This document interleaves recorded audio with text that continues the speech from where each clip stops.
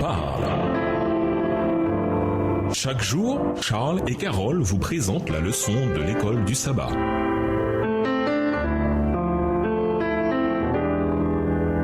Bienvenue dans votre émission. Dieu nous parle. Nous voilà à la leçon 12. Aimer la miséricorde. Étude de la semaine, Matthieu 6, les versets 25 à 33, Jacques 1, les versets 5 à 8, Jacques 2, les versets 15 et 16, Ésaïe 52, le verset 7, 1 Jean 3, les versets 16 à 18 et Ésaïe 58, les versets 1 à 10. Verset à mémoriser. La lumière se lève dans les ténèbres pour les gens droits, pour celui qui est clément, compatissant et juste. Il est bon qu'un homme fasse grâce et qu'il règle ses affaires équitablement. Somme 112, les versets 4 et 5. Comme nous l'avons vu, la Bible est pleine de descriptions passionnées du souci de Dieu pour les pauvres et les opprimés, ainsi que d'appels lancés au peuple pour que Dieu intervienne en leur faveur. Malgré l'attention portée à ces questions, ce mandat biblique a été irrégulier et son accomplissement partiel. Il ne sera accompli totalement qu'avec le retour de Christ et les événements surnaturels qui suivront. En attendant, le mal persiste sous différentes formes, nourri par les influences spirituelles occultes du diable et de ses anges. C'est souvent dans la pauvreté, la violence, l'oppression, l'esclavage, l'exploitation, l'égoïsme et la cupidité que le mal est le plus visible. Dans un tel monde, nos quartiers, nos églises et nos familles doivent lutter contre ces maux, même si c'est parfois difficile. En réaction à l'amour et au commandement de Dieu, en vivant à la lumière du ministère et du sacrifice de Jésus et guidés par la présence et la puissance du Saint-Esprit, nous devons être compatissants, créatifs et courageux en cherchant à faire ce qui est droit, à aimer la miséricorde et marcher humblement avec ton Dieu. Michée 6, verset 8 de la version Osterval. Et nous vous laissons avec la réflexion du jour. Le marteau est un symbole de châtiment et de jugement. Cependant, les Écritures nous disent de traiter les autres avec miséricorde. Au revoir. Et à demain si Dieu veut.